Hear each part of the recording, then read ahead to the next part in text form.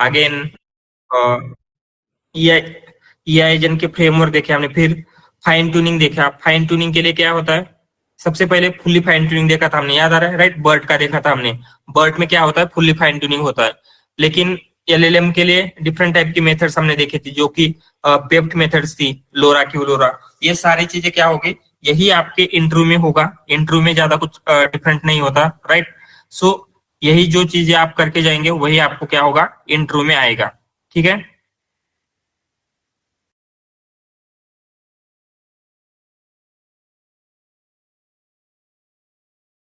सो ठीक है। एंड जैसे मैंने पहले ही बोला है, this weekend maybe whole week नहीं लगेगा, नेक्स्ट पूरा नेक्स्ट वीक का जस्ट 2-3 डेज लगेंगे।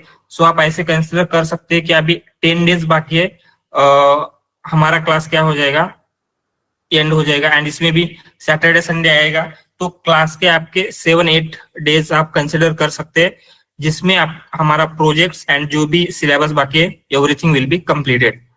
ठीक है। उसके अकॉर्डिंगली आपको अभी फाइनल इंटरव्यू के लिए जो भी आपका गोल था, राइट, आपने क्लास किसी पर्पज से ज्वाइन किया, नेक्स्ट और 2-3 डेज में हम डिस्कस करने का ट्राई करते हैं कि जैसे हमने जनरेशन के लिए अभी तक सिर्फ क्या है, ट्रांसफॉर्मर बेस्ड मॉडल्स देखे, राइट। सो उसके अलावा और क्या चीजें जो जनरेशन कर सकती है, जैसे आपके ऑटो एनकोडर्स हो गए, या फिर ऑटो एनकोडर्स का ही पार्ट होता है variational auto encoders, and again gas, right. Just उनका इंट्रोडक्शन लेने का ट्राई करेंगे, उनका जो आर्किटेक्चर होता है वो आर्किटेक्चर किस तरीके से होता है, राइट, जिससे क्या होगा आपको उसकी आइडिया आ जाएगी। इवन ये जो ऑटो एनकोडर या फिर वेरिएशनल ऑटो एनकोडर है, इससे आपको मल्टी मॉडल मॉडल को भी अंडर, मल्टी मॉडल मॉडल्स जो होते हैं, जो हमने लास्ट लेक्चर में देखे थे, राइट, जे मैंने देखा था हमने, मल्टी मॉडल्स क्या होता है, मल्टी मॉडल कैपेबिलिटी मींस क्या होता है। Yes. The model which has a capability to handle the images, videos, audios, and the table yes, structure. या डिफरेंट टाइप ऑफ मॉडलिटीज या फिर different format of data handle कर सकता है, right. सो हमने टेक्स्ट डेटा के लिए देखा था ट्रांसफॉर्मर का आर्किटेक्चर, एवरीथिंग कैसे वर्क करता है। सो ट्रांसफॉर्मर के आर्किटेक्चर में कहीं पे भी हम उसे इमेज या फिर ऑडियो फीड कर पा रहे थे क्या, नहीं कर पा रहे थे, राइट। लेकिन इमेज भी और टेक्स्ट भी ऑडियो भी किस तरीके से आपका मल्टी मॉडल मॉडल हैंडल कर लेते हैं, ये भी क्या होगा आपको उसमें मीन्स उसका इंट्यूशन आ जाएगा, राइट। सो इसलिए ये जो भी नेक्स्ट 2 डेज में हम देखने वाले ऑटो एनकोडर्स या जो भी चीजें 2-3 डेज में, ये आपको क्या ओवरऑल आइडिया देंगे कि ये जनरेशन का जो अदर थिंग्स है वो भी किस तरीके से वर्क करते हैं। सो ठीक है। अभी हम क्या करते हैं, जो भी हमने जस्ट लास्ट टाइम देखा था उसका जस्ट ब्रीफली ओवरव्यू लेते हैं, एंड देन हम क्या करेंगे, ऑटो एनकोडर्स एग्जैक्टली क्या होते हैं, उनका आर्किटेक्चर कैसे होता है, एंड उनमें ट्रेनिंग किस तरीके से होती है, एंड उनके क्या क्या एप्लीकेशंस होते हैं, ये क्या है हम अंडरस्टैंड करने का ट्राई करते हैं।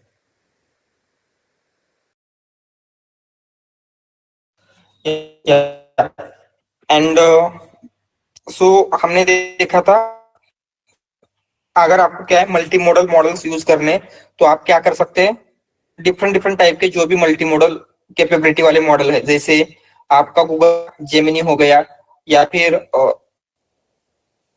ओपन ए का जीपीटी 4 है, ये भी क्या है, उसमें भी मल्टी मॉडल कैपेबिलिटी। सो हम क्या करें, वो क्या था फ्री में अवेलेबल था, एंड जो ओपन ए के मॉडल है तो थोड़ा सा ज्यादा कॉस्टली है, इसलिए हमने क्या है जस्ट इसका एग्जांपल लेके डेमो देखा था। वहां पे हमने क्या किया, सबसे पहले जेमिनी की ये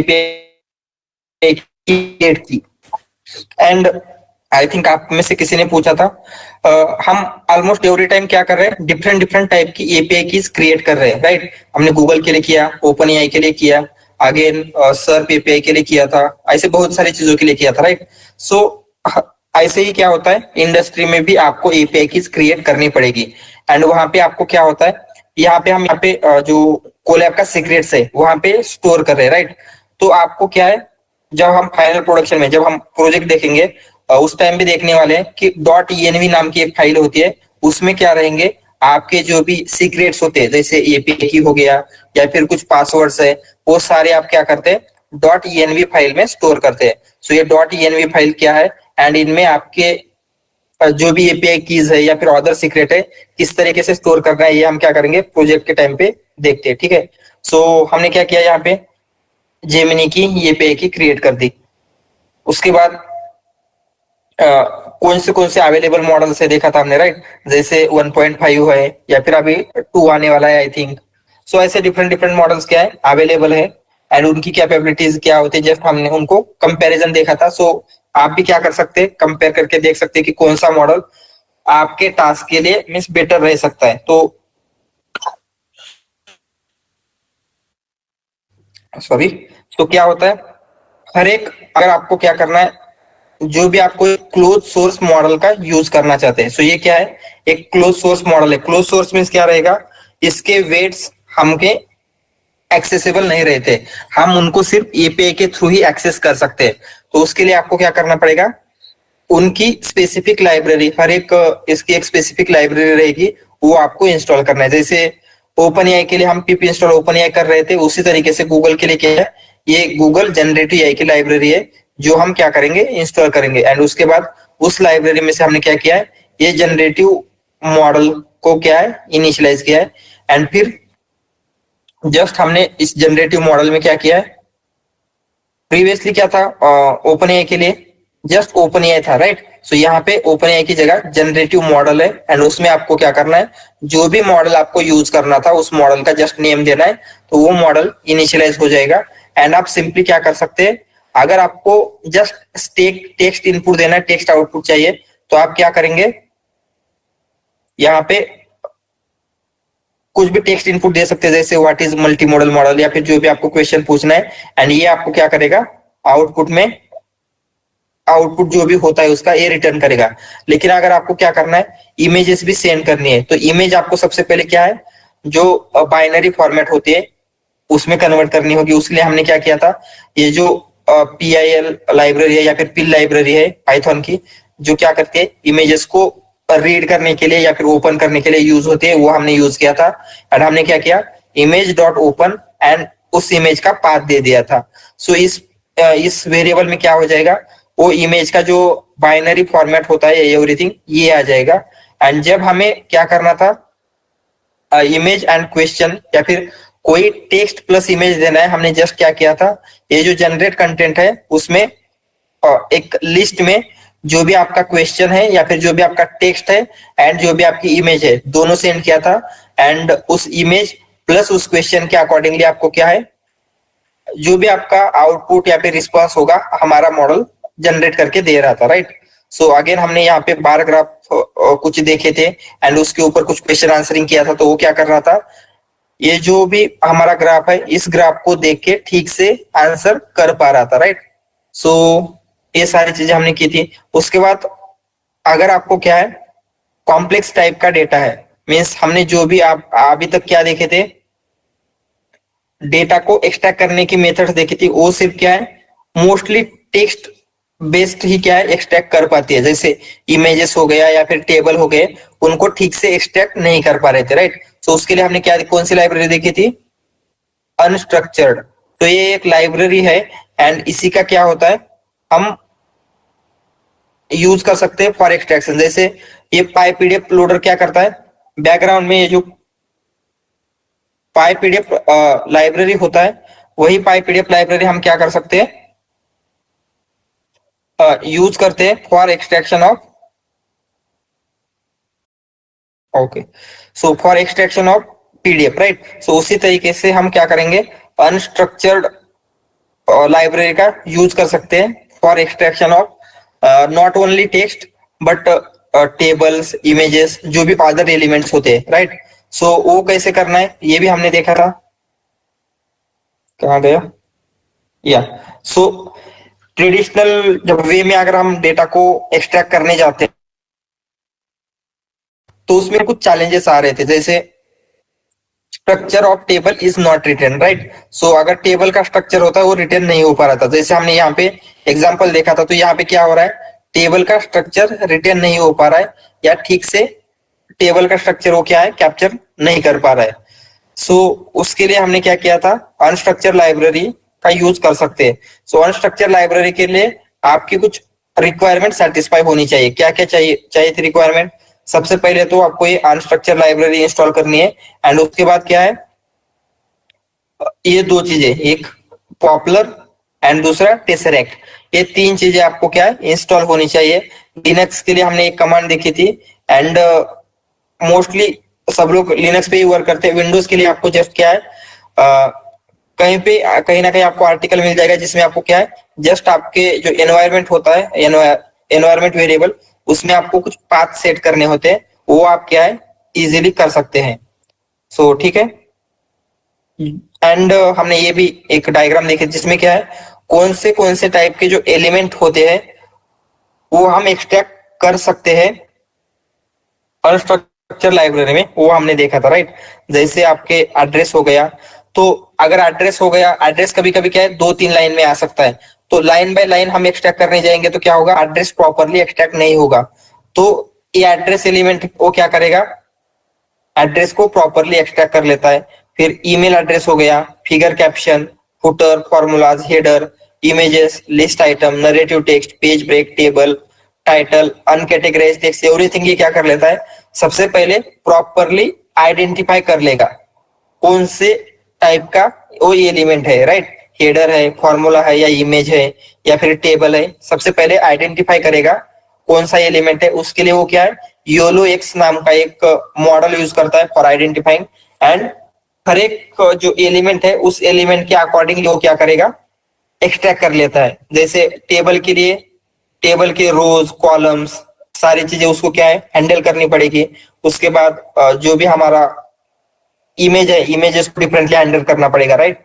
उस तरीके से क्या कर लेता है, वो जो भी एलिमेंट था उस एलिमेंट के टाइप के अकॉर्डिंगली डेटा को एक्सट्रैक्ट कर लेता है। एंड फिर हम क्या कर सकते हैं, जो भी डेटा एक्सट्रैक्ट हुआ है उसके ऊपर बाकी की जो भी चीजें हमें करनी है वो हम कर सकते हैं, राइट। सो उसके लिए जस्ट क्या कैसे करना है, unstructured dot partition dot PDF से हमने पार्टीशन पीडीएफ इंपोर्ट किया था, एंड उसमें हमने क्या है, हमारे फाइल का नाम प्रेजेंट मींस पास किया था, एंड उसके बाद एक्सट्रैक्ट इमेज इन पीडीएफ उसको हमने फॉल्स रखा था। इसका मतलब क्या है, अगर कुछ इमेजेस है वो हमें अभी तक क्या है, कुछ एक्सट्रैक्ट नहीं करनी थी, अगर करनी होती तो हम इसको ट्रू रखते तो क्या होता, कुछ इमेजेस जो भी हमारे पीडीएफ में प्रेजेंट है वो एक्सट्रैक्ट हो जाती। एंड यहाँ पे infer table structure equal to true रखा है। इसका मतलब क्या है, जो टेबल का स्ट्रक्चर होगा, रोज कॉलम, उसको आइडेंटिफाई करके उस टेबल के स्ट्रक्चर को क्या है, हमें मेंटेन रखना है।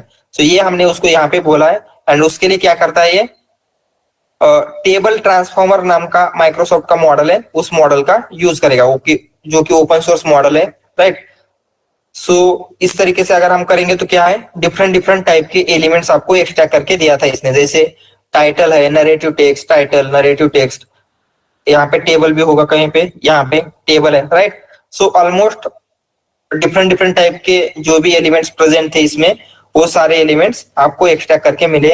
एंड इन्हीं एलिमेंट्स का हम क्या कर सकते हैं, बाद में प्रॉपरली एक्सट्रैक्शन के लिए यूज करेंगे, एंड हमारा जो भी रैग है उसमें हम यूज कर सकते हैं। सो जस्ट हमने यहाँ पे देखा था किस तरीके से करना है। सो इसको इवन डिटेल में हम क्या है देखेंगे, लेकिन पहले क्या है, जो भी हमारा ऑटो एनकोडर गैन्स का पार्ट है उसे हम कवर कर लेते हैं, ठीक है।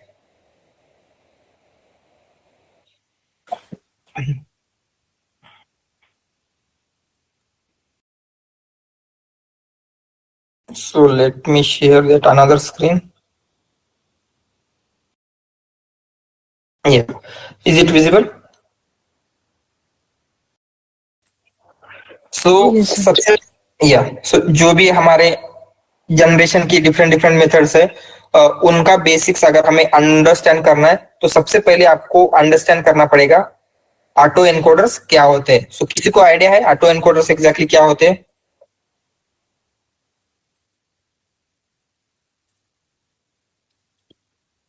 सो बेसिकली हम ऐसे बोल सकते हैं कि ये क्या है, एक अनसुपरवाइज लर्निंग मेथड है। ये जस्ट क्या है, अनसुपरवाइज लर्निंग मेथड है।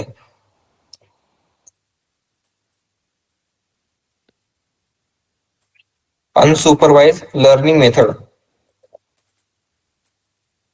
सो इसके डिफरेंट डिफरेंट वेरिएशन भी है एंड इन इसका ही एक वेरिएशन मीन्स उसका ही एक एडवांस पार्ट हम बोल सकते हैं वेरिएशनल ऑटो एनकोडर्स। जो क्या होता है जो भी न्यू चीजें होती है कोई भी चीजें क्या है आपको जनरेट करने के लिए यूज होता है, लेकिन ऑटो एनकोडर्स का भी हम जनरेशन के लिए यूज कर सकते हैं, लेकिन क्या है वो उतना अच्छे से नहीं होता। लेकिन फिर भी क्या होता है इसका आर्किटेक्चर क्या है एंड इससे हम दो चीजें मोस्टली कर सकते हैं। आपका डेटा कॉम्प्रेशन मीन्स क्या होता है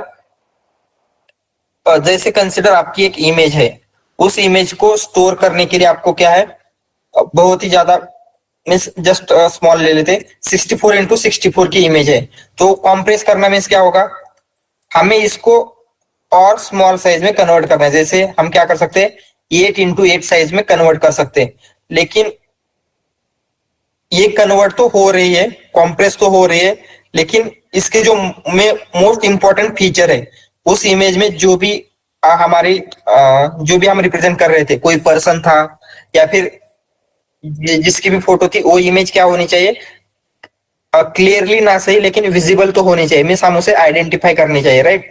सो उसके जो भी मोस्ट इंपॉर्टेंट फीचर होते हैं एटलीस्ट वो फीचर तो क्या है हमें दिखाई देने चाहिए, यही क्या होता है कॉम्प्रेशन होता है। सो ये दो चीजों के लिए यूज होता है auto encoder, compression plus generation. So ये कॉम्प्रेशन एंड जनरेशन कैसे कर लेता है एंड उसके साथ उसके और भी क्या एप्लीकेशन हो सकते हैं वो भी हम क्या है समझने का ट्राई करेंगे। सो सबसे पहले हम क्या कर लेते हैं उसका आर्किटेक्चर देख लेते हैं, आर्किटेक्चर एग्जैक्टली कैसे होता है एंड फिर उस आर्किटेक्चर को हम कैसे ट्रेन करेंगे, उसके क्या क्या डिफरेंट डिफरेंट कंपोनेंट्स है वो हम देखेंगे, ठीक है। सो जस्ट मिनट हम एक डायग्राम देख लेते हैं।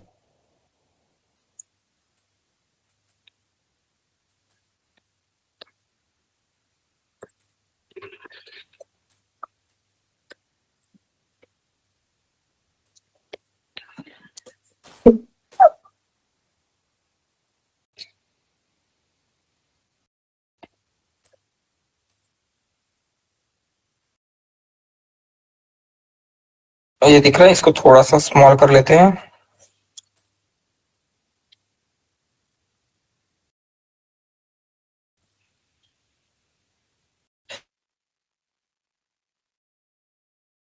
या सो ये दिख रहा है, सो यही क्या होता है आपका ऑटो एनकोडर का आर्किटेक्चर रहेगा। सो आपको ये अभी समझ में नहीं आ रहा होगा जस्ट ये चीजें क्या है, तो हम समझने का ट्राई करते हैं।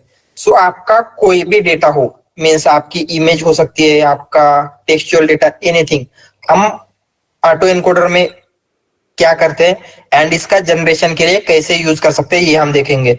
सो इसमें क्या है 3 मेन कंपोनेंट्स होते हैं, एक आपकी इनपुट लेयर, सेकंड आपका आउटपुट लेयर एंड आपका बॉटलनेक राइट। सो हम इसमें क्या करते हैं आपका जो भी डेटा है, सो कंसिडर आपकी एक इमेज है, हमें इमेज को क्या करना था न्यू इमेज अगर जनरेट कैसे करना है ये सिखाना है, तो हम क्या करेंगे यहां से आपकी इमेज पास करेंगे, तो ये इनपुट लेयर से इमेज पास होगी। तो बॉटलनेक में क्या होता है इमेज कॉम्प्रेस हो जाती है। कॉम्प्रेस होने का क्या मतलब है, जैसे यहाँ पे इमेज अगर पहले 64 इंटू 64 की थी, फिर बाद में उसे हम 8 इंटू 8 में कन्वर्ट करेंगे, मीन्स क्या हो रहा है ये कॉम्प्रेस हो रहा है right, means smaller dimensional space में, या फिर उसे हम क्या बोलते हैं लेटेंट स्पेस बोलते हैं। लेटेंट स्पेस में हम उसको क्या कर रहे हैं कन्वर्ट कर रहे हैं, उसे हम क्या कर रहे हैं पहले जो हमारी इमेज थी या फिर जो भी आपका इनपुट था उसे रिप्रेजेंट करने के लिए 1 2 3 4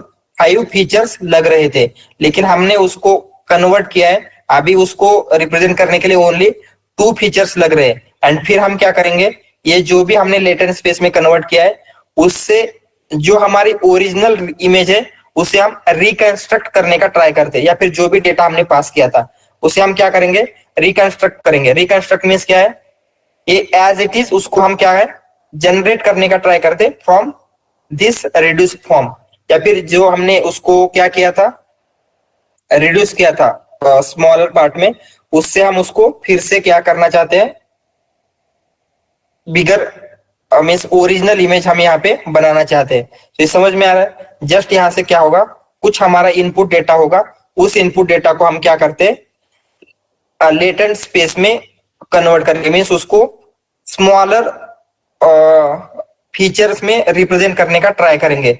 सो पहले इमेज अगर 64x64 में हम रिप्रेजेंट कर रहे थे, अभी हम क्या करेंगे, ओनली 8x8 में रिप्रेजेंट करेंगे। इससे क्या होता है, मीन्स हम ये जो प्रोसेस कर रहे हैं इससे एग्जैक्टली क्या बेनिफिट होता है, ये हम पहले, हेलो किसी का अनम्यूट है क्या? या सो हम यही देख रहे थे क्या हो रहा है यहाँ पे। हमने पहले इमेज को कॉम्प्रेस किया, मीन्स स्मॉलर डायमेंशन में कन्वर्ट किया, एंड कॉम्प्रेस करने के बाद फिर से उसको हम डिकॉम्प्रेस कर रहे हैं या फिर उसे ओरिजिनल फॉर्म में लाने का ट्राई कर रहे हैं।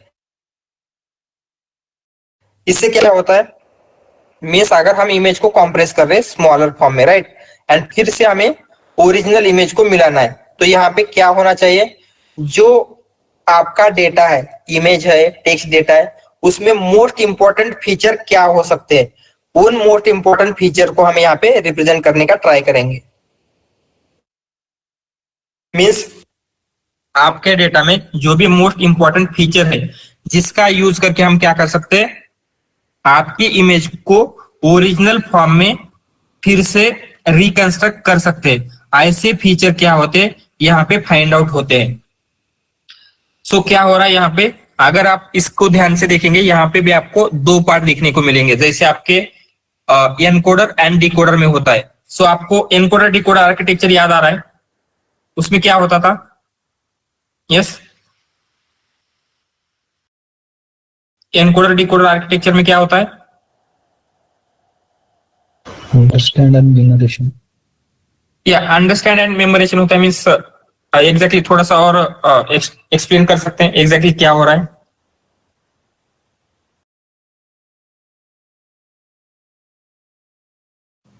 Encoder decoder mostly first machine translation के लिए यूज किया था। उसमें हम एनकोडर्स में कोई भी इनपुट पास करते हैं तो उसके एम्बेडिंग्स होंगे, फिर पोजिशनल एनकोडिंग हम उस पर ऐड करेंगे, जैसे ट्रांसफर वर्क होता है वैसे एक एक करके पोजिशनल एनकोडिंग, फिर अटेंशन मैकेनिज्म, उसके बाद layer normalize and layer normalization करेंगे, और फिर उसके बाद फीड फॉरवर्ड नेटवर्क करेंगे। ये एनकोडिंग का वर्किंग है। फिर एनकोडिंग का जो हम एनकोडिंग जो है वो वेक्टर फॉर्म में मिलेंगे, वो वेक्टर फॉर्म हम डिकोडिंग को पास करके हमें फिर से सेम पोजिशनल एनकोडिंग वो ऐड करके हमें जो ट्रांसलेटेड टेक्स्ट चाहिए था वो हमें मिलेगा। या सो आपने अभी जो वर्किंग डिस्क्राइब किया है वो क्या है? ट्रांसफॉर्मर का वर्किंग है। लेकिन ट्रांसफॉर्मर के पहले हमने एक देखा था एनकोडर डिकोडर, जिसमें LSTM यूज होते थे, एंड उसी का यूज करके जो एनकोडर डिकोडर हमने बनाया था उसमें अटेंशन का यूज करके क्या है, ट्रांसफॉर्मर बिल्ड किया गया था। सो उस एनकोडर डिकोडर में क्या होता है, सबसे पहले आपका इंग्लिश लैंग्वेज है, जैसे हमने वो करेक्ट बोला था आपने, वो क्या है, मशीन ट्रांसलेशन के लिए बिल्ड हुआ था। तो एनकोडर डिकोडर में क्या हो रहा था, जस्ट उसको थोड़ा सा देख लेते हैं। सबसे पहले कंसीडर आपको इंग्लिश टू हिंदी ट्रांसलेट करना है, तो हम क्या करेंगे, आपका जो भी इंग्लिश का सेंटेंस है उसको हम एनकोडर में पास करेंगे। सो एनकोडर क्या करता है, ये जो भी इंग्लिश का सेंटेंस है उसे एक स्पेस में कन्वर्ट कर रहा था, या फिर उसे क्या कर रहा था, एक वेक्टर में कन्वर्ट कर रहा था। उस वेक्टर को हमने कुछ नेम दिया था, कुछ याद आ रहा है? Context vector. Yes, contextual vector. So हमने क्या किया था, उससे कॉन्टेक्स्ट वेक्टर बिल्ड किया था। कॉन्टेक्स्ट वेक्टर मींस क्या होता है, ये जो भी इंग्लिश सेंटेंस है हमारा, उस इंग्लिश सेंटेंस को हमने जस्ट क्या किया था, उसका जो भी मीनिंग है वो हमने क्या किया था, एक वेक्टर में रिप्रेजेंट किया था। एंड हमें ये एक बात पता थी क्या हो रहा है, अगर इंग्लिश एंड हिंदी सेंटेंस का मीनिंग सेम है, दोनों को भी हम नंबर्स में कन्वर्ट कर रहे हैं, तो दोनों के नंबर्स या फिर वेक्टर फॉर्म सिमिलर होना चाहिए, राइट।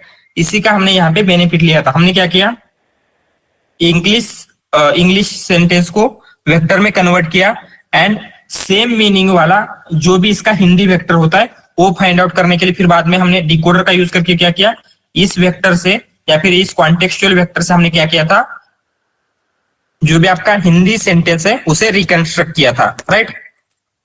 तो यहाँ पे क्या हो रहा है, इंग्लिश सेंटेंस को हमने एनकोडर का यूज करके कॉन्टेक्स्ट वेक्टर में कन्वर्ट किया, एंड कॉन्टेक्स्ट वेक्टर का यूज करके हमने उसको उससे हिंदी सेंटेंस डिराइव किया था। एंड इसी तरीके से हम क्या कर पाते हैं, इंग्लिश ट्रांसलेशन या फिर जो भी आपको ट्रांसलेशन करना था इंग्लिश टू हिंदी, वो ट्रांसलेशन हो पा रहा था, राइट। वो कुछ याद आ रहा है? एन्कोडर मध्ये पूर्ण सेंटेन्स हे होतं, रीड Yes. होतं आणि नंतर मग टोकन बाय टोकन जनरेट होतं याच्यामध्ये. Yes exactly. सो पहले क्या हो रहा था, होल सेंटेंस हम वन गो में पास कर रहे थे, उससे वेक्टर क्रिएट कर रहे थे, एंड फिर बाद में टोकन बाय टोकन ये क्या कर रहा था, हमारा हिंदी सेंटेंस जनरेट कर रहा था, राइट। सो यहाँ पे सेम थिंग हो रही है, लेकिन जस्ट डिफरेंस क्या है, पहले हम इंग्लिश सेंटेंस पास करके हिंदी सेंटेंस जनरेट कर रहे थे, लेकिन यहाँ पे हम ऐसा कुछ नहीं करते। यहाँ पे क्या हो रहा है, जो आपका इनपुट था, आपने इंग्लिश सेंटेंस पास किया तो हम जनरेट भी क्या करेंगे, इंग्लिश सेंटेंस ही जनरेट कर रहे हैं। जो आपका इनपुट था, आपका इनपुट ही हम यहाँ पे जनरेट कर रहे हैं। तो अगर जो हमारा इनपुट हमने पास किया है वही इनपुट हम जनरेट कर रहे हैं, तो मीन्स बेनिफिट क्या होगा, राइट। सो यहाँ पे एटलीस्ट हमारा ट्रांसलेशन तो हो पा रहा था, लेकिन हम सेम चीज जनरेट कर रहे हैं। सो हमारे पास हमारा इनपुट है, फिर भी हम उसी इनपुट को क्यों जनरेट कर पा रहे हैं, उसका क्या मेन रीजन है। सो यहाँ पे अगर आप ये बॉटल नेक के ऊपर फोकस करते हैं, सो बॉटल नेक में 2 चीजें हो रही है। जब आप एनकोडर से पास करेंगे, एनकोडर क्या कर पा रहा है, यहाँ पे कॉम्प्रेशन कर पा रहा है। सो अगर आपको इसको अगर आप 2 पार्ट में डिवाइड करते हैं, तो इस पार्ट का आप किस लिए यूज कर सकते हैं, कॉम्प्रेशन के लिए यूज कर सकते हैं, एंड इस पार्ट का आप क्या कर सकते हैं, जनरेशन के लिए यूज कर सकते हैं। सो आपने क्या है, बहुत से लोगों का वॉइस कॉपी करने का एआई देखा होगा, या फिर इंटरनेट के ऊपर ऐसे वीडियोस देखे होंगे जो क्या है,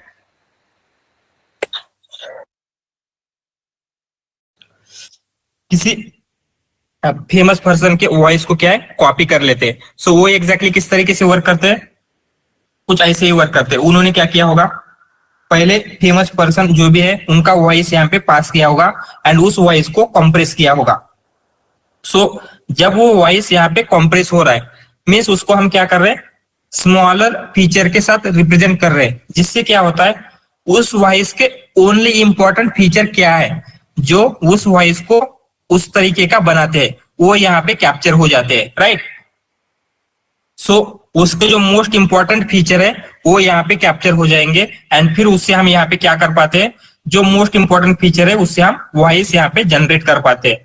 उसी तरीके से क्या होता है, कोई भी डेटा को अगर हम यहाँ पे पास करते हैं तो क्या होगा, आपका डेटा यहाँ पे वर्क होगा या फिर रीजनरेट होगा। सो इसका जस्ट एनकोडर एंड डिकोडर का पार्ट डिफरेंटली या फिर सेपरेटली कैसे वर्क करता है वो हम देखेंगे। Just a minute.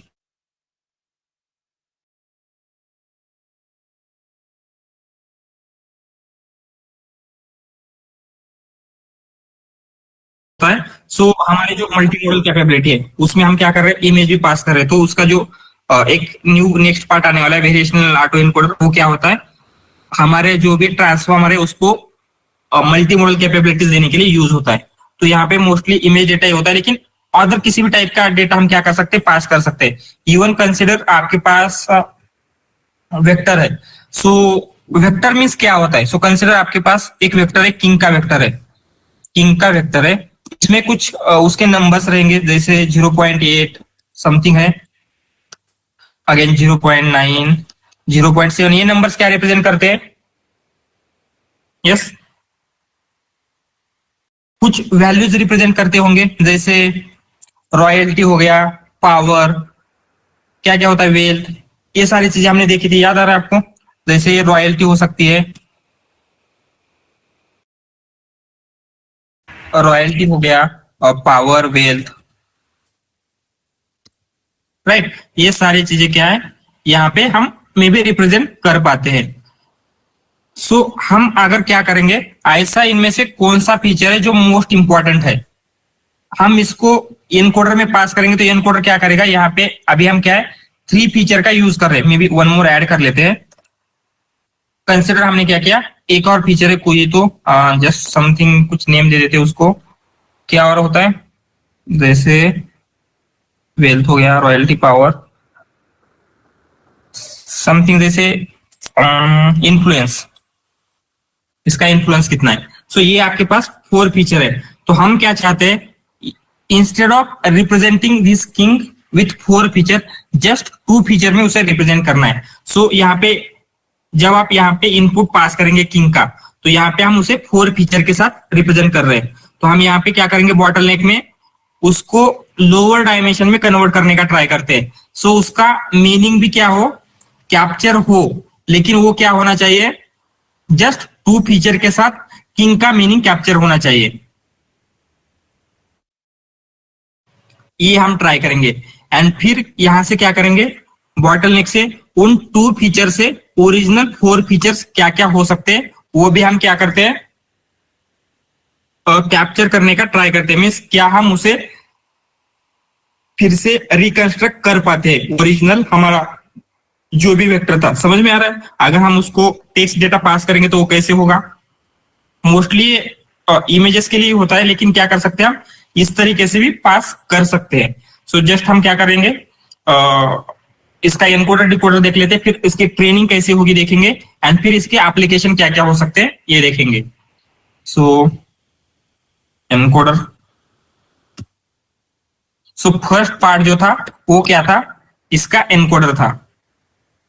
सो यहाँ पे एनकोडर में क्या हो रहा है, इसको थोड़ा सा स्मॉल कर लेते हैं।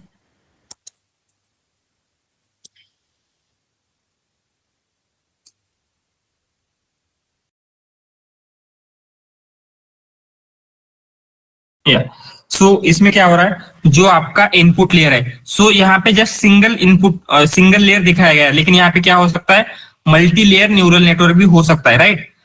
सो ऐसा नहीं है कि एक सिंगल ही लेयर होगी, मल्टीपल लेयर भी हो सकती है। सो इसका मेन जॉब क्या है हमारे एनकोडर का, compress data into lower dimensional representation. So उसे क्या करना है, लोअर डायमेंशन में कन्वर्ट करना है। जैसे वहां पे अगर हम 4 फीचर के साथ रिप्रेजेंट कर रहे थे, वही हमें क्या करना है, 2 फीचर के साथ रिप्रेजेंट करने का ट्राई करना है। एंड ये जो लोअर डायमेंशन है उसे हम क्या बोलेंगे, लेटेंट स्पेस। जैसे वहां पे कॉन्टेक्सचुअल वेक्टर होता था, वहां यहाँ पे क्या होता है, लेटेंट स्पेस होता है।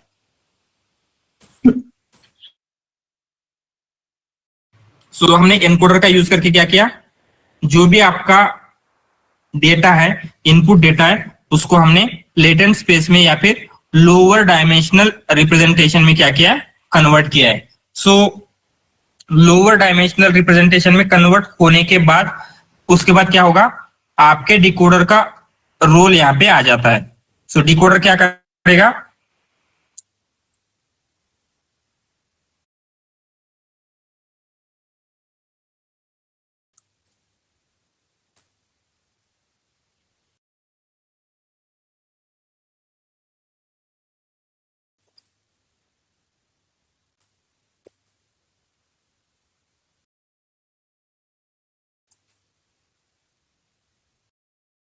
या डिकोडर का क्या रोल रहेगा, जो भी हमने क्या किया था, कंप्रेस किया था इमेजेस को लोअर डायमेंशन में, सो उसे यहाँ पे क्या कर रहे हैं, हम डीकंप्रेस कर रहे हैं या फिर से बिगर बना रहे हैं। So decompress representation back into original domain या फिर ओरिजिनल फीचर। पहले 4 फीचर से रिप्रेजेंट कर रहे थे, यहाँ पे भी हम क्या करेंगे, 4 फीचर के साथ रिप्रेजेंट करने का ट्राई करते हैं या फिर ओरिजिनल इमेज फॉर्म करने का हम ट्राई करते हैं।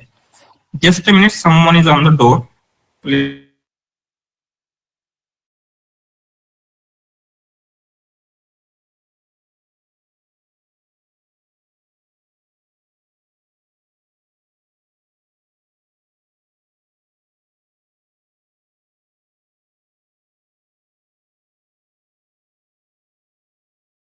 क्या किया है, हमारा जो भी डेटा था उसको लोअर डायमेंशन में कॉम्प्रेस किया है, एंड डिकोडर का यूज करके उस कॉम्प्रेस डेटा को फिर से ओरिजिनल फॉर्म में हमने लाया है, राइट।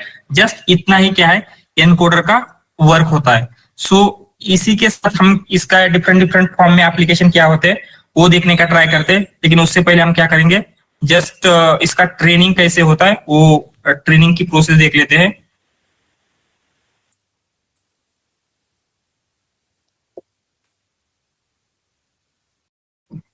सो यहाँ पे जस्ट इमेज का एग्जांपल दिया गया है, आप कोई भी एग्जांपल ले सकते हैं, राइट। जैसे आपका हमने ओकिंग का वेक्टर लिया था। सो यहाँ पे क्या होगा, आपका ओरिजिनल डेटा इमेज होगी या फिर आपका वेक्टर होगा, वो हम पास करेंगे। पास करने के बाद यहाँ पे क्या होगा, वो लोअर डायमेंशन में कॉम्प्रेस हो जाता है। एंड लोअर डायमेंशन में कॉम्प्रेस होने के बाद हम उसको फिर से क्या करेंगे, रिकंस्ट्रक्ट करेंगे या फिर ओरिजिनल फॉर्म में लाने का ट्राई करते हैं। एंड फिर ये जो ओरिजिनल फॉर्म में आएगा तो हम क्या करेंगे, दोनों के बीच में कितना डिफरेंस है, राइट। तो यहाँ पे पिक्सल वैल्यूज में कितना डिफरेंस है दे सकते हैं, या फिर अगर वेक्टर पास कर रहे तो वेक्टर की जो फीचर की वैल्यू है उसमें कितना डिफरेंस है, वो हम क्या करेंगे, चेक करेंगे। एंड उस डिफरेंस के ऊपर हम सिंपली क्या करते हैं, रूट मीन स्क्वेयर एरर या फिर कोई भी और, यहाँ पे हम उसे बोलेंगे reconstruction loss. Means reconstruction loss means क्या हो रहा है, ओरिजिनल इमेज से ये जो रिकंस्ट्रक्टेड इमेज है कितनी डिफरेंस है, ये क्या होगा, हमारा लॉस होगा। सो जितना ज्यादा सिमिलर इमेज ये जनरेट कर पाता है उतना क्या होगा, हमारा मॉडल या फिर हमारा ऑटो एनकोडर बेटर वे में परफॉर्म कर रहा है, ये हम अंडरस्टैंड कर सकते हैं। सो यहाँ पे कहीं पे भी हमने डेटा को लेबल किया है क्या, नहीं किया, राइट। सो वो कैसे पता कर रहा है कि बेटर वे में वर्क कर रहा है या नहीं, डायरेक्टली जो आपका इनपुट है उसी के साथ कंपैरिजन हो रहा है। तो यहाँ पे आपके डेटा को लेबल करने की जरूरत नहीं है, इसीलिए हमने इसे स्टार्टिंग में ही क्या बोला था, it is a unsupervised learning method, जिसमें क्या होता है हम डेटा को लेबल नहीं करते, सिंपली हम क्या करेंगे, अनसुपरवाइज्ड वे में डेटा को पास करते हैं। जैसे हमने यहाँ पे क्या किया, हमारी ओरिजिनल इमेजेस को पास किया एंड आपकी जो उसको स्मॉलर फॉर्म में कॉम्प्रेस किया एंड फिर से इसने डिकॉम्प्रेस किया या फिर रिकंस्ट्रक्ट किया। So reconstructed image and original image में कितना डिफरेंस है उसको हम क्या करेंगे, लॉस कैलकुलेट करेंगे। एंड जैसे आपका न्यूरल नेटवर्क का लर्निंग होता है उसी तरीके से इस लॉस के ऊपर क्या होगा, आपके ऑटो एनकोडर का वर्किंग होगा। ठीक है, इस तरीके से हम क्या कर सकते हैं, कोई भी ऑटो एनकोडर को इजीली ट्रेन कर सकते हैं। क्लियर है ये, जस्ट उसमें ज्यादा कुछ डिफिकल्ट नहीं है, 2 थिंग्स है। आपको क्या करना है, एनकोडर क्या करेगा, यहां पे लिखा है एनकोडर कॉम्प्रेस करता है डेटा को लोअर डायमेंशनल रिप्रेजेंटेशन में या फिर लेटेंट स्पेस में। एंड फिर यहाँ पे क्या होगा, डिकोडर क्या करेगा, वो जो भी आपका लोअर डायमेंशनल रिप्रेजेंटेशन है उससे फिर से हमारे डेटा को ओरिजिनल फॉर्म में रिकंस्ट्रक्ट करता है, राइट। एंड उस रिकंस्ट्रक्शन से क्या होगा, आपकी जो भी एरर होगी वो कैलकुलेट हो जाएगी। समझ में आ रहा है?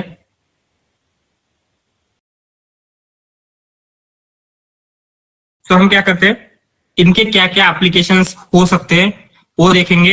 एंड जनरेशन का एप्लीकेशन हम इससे, ये जो भी हमारा बेसिक ऑटो एनकोडर है, ऑटो एनकोडर के डिफरेंट डिफरेंट वर्जन्स भी है, उससे क्या है जनरेशन उतना अच्छे से नहीं हो पाता, उसमें कुछ प्रॉब्लम्स आते हैं। उसके लिए क्या है, एक स्पेशल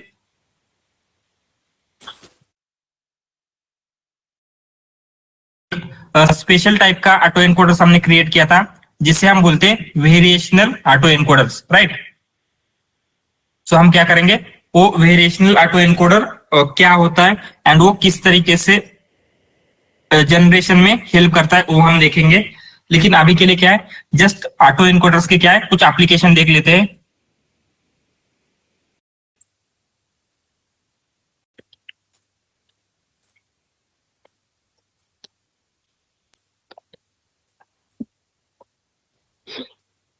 क्या क्या एप्लीकेशन हो सकते हैं। सो अगर हम सिर्फ एनकोडर का पार्ट देखें, सो एनकोडर क्या कर रहा है, इमेज को कंप्रेस कर पा रहा है। सो अगर आपके डेटा को आपको कहीं पे कंप्रेस करना होगा, सो कुछ आपको कंप्रेशन के एल्गोरिथम याद आ रहे हैं क्या, जो यही चीज करते हैं। मीन्स आपका जो डेटा है वो हायर डायमेंशन है तो उसको लोअर डायमेंशन में कन्वर्ट करने का ट्राई करते हैं। ऐसे कुछ एल्गोरिथम याद आ रहे हैं आपको? PCA. Yes, PCA. PCA basically क्या करता है, जो भी डायमेंशनलिटी है उसे रिड्यूस करने का ट्राई करता है। सो यहाँ पे आपका एनकोडर क्या कर रहा है, सेम वे में वर्क कर रहा है, राइट। सो पीसीए एंड इसमें क्या डिफरेंस रहेगा, सो ये दोनों ऑलमोस्ट सिमिलर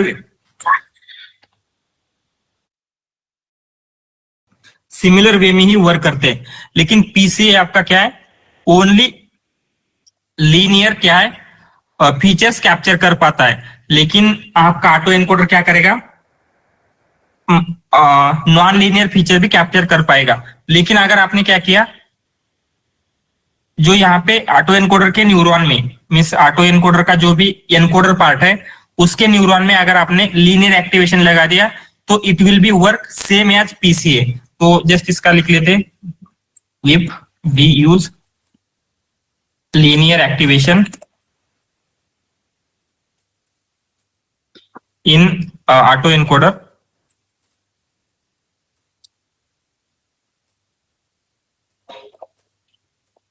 देन क्या होगा, then it will work same as PCA. So ये क्या करेगा, ऑलमोस्ट पीसीए की तरह ही काम करेगा। तो ये भी हम क्या कर सकते हैं, इसका वर्क करवा सकते हैं। मीन्स हम क्या कर सकते हैं, डेटा कॉम्प्रेशन। डेटा कॉम्प्रेशन में बेसिकली क्या होगा, जो आपका डेटा है, जैसे हमने यहाँ पे इमेज देखा था, इमेज 64x64 में क्या होगा, आपको ज्यादा स्पेस में आपको स्टोर करना पड़ रहा है। तो अगर अब हमें क्या करना है, इसके मोस्ट इंपॉर्टेंट फीचर्स जो है वो आपको चाहिए। तो हम क्या कर सकते हैं, मोस्ट इंपॉर्टेंट फीचर इस तरीके से फाइंड आउट कर सकते हैं। जैसे पीसीए में भी क्या हो रहा था, जो मोस्ट इंपॉर्टेंट फीचर है जो क्या करते हैं, उसका वेरिएंस या फिर डेटा की जो भी इंफॉर्मेशन है वो कैप्चर कर पाते हैं, वो हम क्या कर सकते हैं, यहाँ पे डेटा कंप्रेशन के लिए यूज करेंगे, या फिर अनॉमली डिटेक्शन के लिए यूज कर सकते हैं। एनॉमली,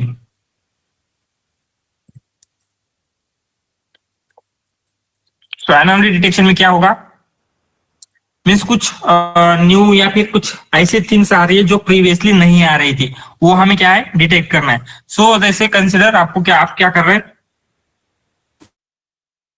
एक क्रेडिट कार्ड का मीन्स फ्रॉड है या नहीं आपको डिटेक्ट करना है। मीन्स क्रेडिट कार्ड का जो वर्किंग हो रहा है उसमें कुछ अनॉमली है या नहीं आपको डिटेक्ट करना है। तो आप कैसे कर सकते हैं, ऑटो एनकोडर का यूज करके आप सिंपली क्या करेंगे, जो भी आपका ओरिजिनल डेटा है, सबसे पहले क्या होगा, आप यहाँ पे आपके फीचर पास करेंगे। जैसे डेट क्या है, या फिर उनका क्रेडिट कार्ड यूज वो किस तरीके से कर रहे हैं, कितना ट्रांजैक्शन कर रहे हैं, ऐसे डिफरेंट डिफरेंट फीचर्स क्या होंगे, यहां से हम क्या करेंगे, पास करेंगे।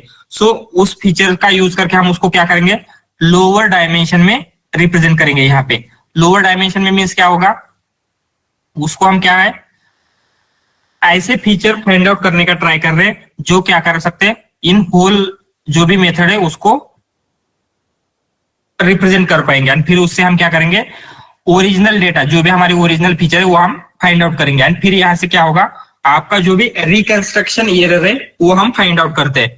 सो अगर ये जो आपका ऑटो एनकोडर ट्रेन हुआ है, नॉर्मल डेटा के ऊपर ट्रेन हुआ है, एंड उसको जब हम कुछ अनॉमली पास करेंगे तो ये एज इट इज अनॉमली को रिकंस्ट्रक्ट कर पाएगा या फिर एरर बढ़ जाएगी, इन जनरल एरर बढ़ जाएगी, राइट। तो अगर क्या हो रहा है, ये जो भी आपके रिकंस्ट्रक्शन एरर है कहीं पे बढ़ रही है, मीन्स कुछ चेंजेस हो रहे हैं उसमें, तो यहाँ पे क्या होगा, हम बोल सकते हैं कि वहां पे हमने अनॉमली डिटेक्ट किए। सो कंसिडर आपको क्या करना है, कुछ इमेज देनी है, मीन्स आपको कैंसर डिटेक्ट करना है। सो आप क्या करेंगे, यहाँ पे इमेज पास करेंगे एक लंग की, लंग कैंसर आपको डिटेक्ट करना था। सो लंग की आपने नॉर्मल इमेज पास कर दी, यहाँ पे लंग की इमेज रिकंस्ट्रक्ट हो रही है, राइट। सो इस पार्ट ने क्या सीख लिया है, जो भी आपका लंग होता है, लंग को रिकंस्ट्रक्ट करना सीख लिया है। सो लंग में यहाँ पे आपको कुछ अनॉमली दिखेगी। सो ये अनॉमली इसने रिकंस्ट्रक्ट करना सीख लिया है क्या, नहीं सीखा है, राइट। सो ये जब रिकंस्ट्रक्ट करने जाएगा, बिकॉज ऑफ दिस अनॉमली, ये जो रिकंस्ट्रक्शन लॉस हमारा आने वाला है वो बिगर आएगा। तो हम क्या बोल सकते हैं कि ये जो भी हमने इमेज पास की थी उसमें कुछ अनॉमली दिख रही है। तो इस तरीके से हम क्या कर सकते हैं, अनॉमली डिटेक्शन के लिए डिफरेंट डिफरेंट वेज में, या फिर मैन्युफैक्चरिंग में, हर जगह पे अनॉमली डिटेक्शन करना है तो उसके लिए भी क्या होगा, आपका ऑटो एनकोडर्स यूज हो सकते हैं। उसके बाद डीनॉइजिंग के लिए भी यूज होगा, डीनॉइजिंग। सो डीनॉइजिंग मीन्स क्या है, जस्ट आई थिंक डीनॉइजिंग की एक इमेज थी मेरे पास, लेट मी चेक।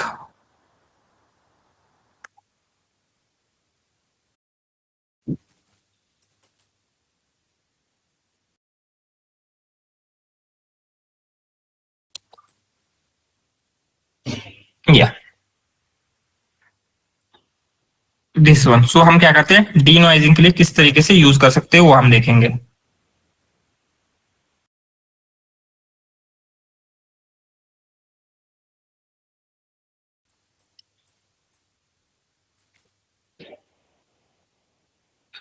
सो यहाँ पे कंसिडर आप क्या कर रहे हैं,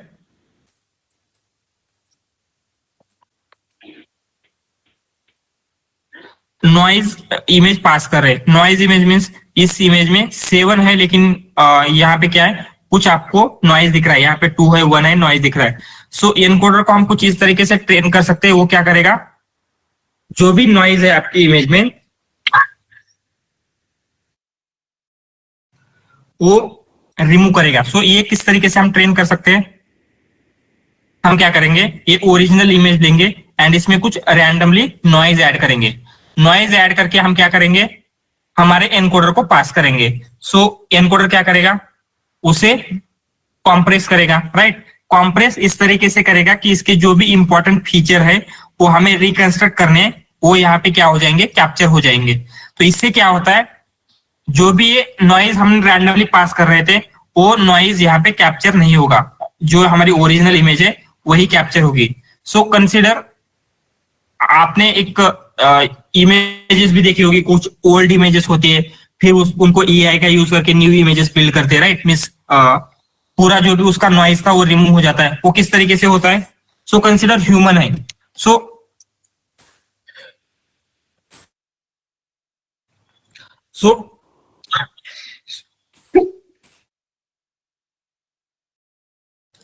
सॉरी, सो ह्यूमन है, ह्यूमन के फेस को आप कैसे रिकॉग्नाइज कर पाते हैं। सो उसके कुछ फीचर होंगे, क्या क्या फीचर हो सकते हैं, उसका नोज हो सकता है, उसका हेयर हो सकता है, उसका स्किन टोन हो सकता है, और क्या क्या रहेगा, जो भी फीचर्स है वो सारे फीचर्स क्या होंगे, किसी ह्यूमन को रिकॉग्नाइज करने के लिए हम यूज कर सकते हैं। सो ऑटो एनकोडर क्या करेगा, उसके साथ साथ कुछ इसमें नॉइज भी है, कंसिडर नॉइज भी है, जैसे इमेज के ऊपर कुछ डॉट आए हैं या फिर इमेज के ऊपर कुछ गिर गया था, एवरीथिंग ऐसे कुछ नॉइज आया है, राइट। तो हम फिर से क्या कर सकते हैं, ये जो भी आपका ह्यूमन को रिकॉग्नाइज करने के फीचर थे उसको हम क्या करेंगे, लोअर डायमेंशन में कन्वर्ट करेंगे। सो यहाँ पे क्या होता है, लोअर डायमेंशन में कन्वर्ट करने के बाद डिकोडर क्या करेगा, इन लोअर डायमेंशन से ओरिजिनल ह्यूमन का फेस रिकंस्ट्रक्ट करने का ट्राई करता है। सो यहाँ पे क्या है, ओनली इंपॉर्टेंट फीचर ही कैप्चर हो पाएंगे। सो यहाँ पे जो इमेजेस के ऊपर डॉट डॉट आए थे या फिर कुछ नॉइज आया था, वो नॉइज इंपॉर्टेंट रहेगा क्या, नहीं रहेगा, राइट। तो इस तरीके से क्या होता है, जो भी आपका अननेसेसरी थिंग्स है वो हम यहां से रिमूव कर सकते हैं यूजिंग ऑटो एनकोडर। सो ये क्या है, डिफरेंट डिफरेंट एप्लीकेशंस है। सो वीएई भी हम आज ही देखने वाले थे, वेरिएशनल ऑटो एनकोडर, लेकिन मेरा थ्रोट का थोड़ा सा प्रॉब्लम है, थोड़ा सा खांसी आ रही है, तो ज्यादा मीन्स बोलना में अवॉइड है। अगर आपको कुछ क्वेश्चंस है तो वो देखेंगे, एंड अदरवाइज जो वेरिएशनल ऑटो एनकोडर है उसे हम क्या है टुमारो देखेंगे, ठीक है। अगर आपको कुछ याद नहीं रखना है, जस्ट 2 थिंग्स याद रखनी है, एनकोडर डिकोडर। एनकोडर क्या कर रहा है, जो भी आपका डेटा है उसको कॉम्प्रेस कर रहा है लोअर डायमेंशनल रिप्रेजेंटेशन में, एंड डिकोडर क्या कर रहा है, जो भी आपका लोअर डायमेंशनल रिप्रेजेंटेशन है उसे फिर से क्या कर रहा है, ओरिजिनल फॉर्म में डिकम्प्रेस कर रहा है। क्लियर है ये, जस्ट इतनी 2 चीजें आपको ध्यान में रखनी है। ऑटो एनकोडर में ज्यादा कुछ नहीं है। सो फिर हम देखेंगे अगर हम इसका जनरेशन के लिए यूज करना चाहते हैं। सो यहाँ पे आपका डिकोडर तो है, लेकिन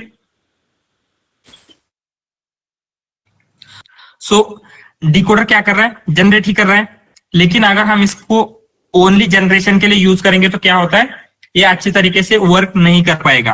क्यों, क्योंकि ये ट्रेन हुआ है एनकोडर के साथ, राइट। मींस डिकम्प्रेस इमेज को, मींस कंप्रेस्ड इमेज को या फिर कंप्रेस डेटा को डिकम्प्रेस करने के लिए ये क्या हुआ है, मेनली बिल्ड हुआ है। तो ये जनरेट करने के लिए उतना अच्छे से वर्क नहीं करेगा। तो इसका जो अदर वर्जन है जिसे हम वेरिएशनल ऑटो इनकोडर बोलते हैं या फिर VAE कहा जाता है, वो किस तरीके से यूज होगा फॉर जनरेशन वो हम समझ लेंगे। एंड वेरिएशनल इनकोडर ही क्या है, I think most of the multi modal जो कैपेबिलिटी है वो ट्रांसफॉर्मर को प्रोवाइड करने के लिए क्या है, यही यूज होता है। सो इसका वर्किंग क्या होता है जस्ट एंड इससे जो हमारा ऑटो इनकोडर है उससे क्या डिफरेंट है, ये हम उसको टुमारो देखेंगे। ठीक है, anything else? YOLO library explore करना, योलो लायब्ररी काय इमेज डिटेक्शन साठी यूज होते हैं, राइट? सो हो सो मोस्ट मीन्स हमारे लिए उतना ज्यादा उसका कुछ यूज नहीं होगा डिटेक्शन में, या फिर जो भी हम जनरेट या देख रहे हैं उसमें उसका उतना कुछ यूज नहीं है। लेकिन जस्ट अनस्ट्रक्चर जो लाइब्रेरी वो क्या करते हैं, बैकग्राउंड में योलो एक्स नाम का एल्गोरिथम यूज करता है। सो योलो के डिफरेंट डिफरेंट एल्गोरिथम है, उसका एक वर्जन है योलो एक्स, वो यूज हो रहा है।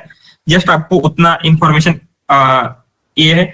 सो अगर आपको योलो का कुछ प्रोजेक्ट है, आई थिंक मेरे पास कुछ रिसोर्सेस थे यानी एक नोटबुक भी थी मीन्स योलो का किस तरीके से ट्रेन करना है। तो अगर आपको जरूरत है तो मुझे मैसेज कर दीजिए, वो नोटबुक मुझे जस्ट सर्च करनी पड़ेगी, मैं आपको वो सेंड कर देता हूँ। वहां पे क्या है, ऑब्जेक्ट डिटेक्शन के लिए किसी भी मॉडल को कैसे ट्रेन करना है वो एक्सप्लेन किया गया था। ठीक है, ओके सर। या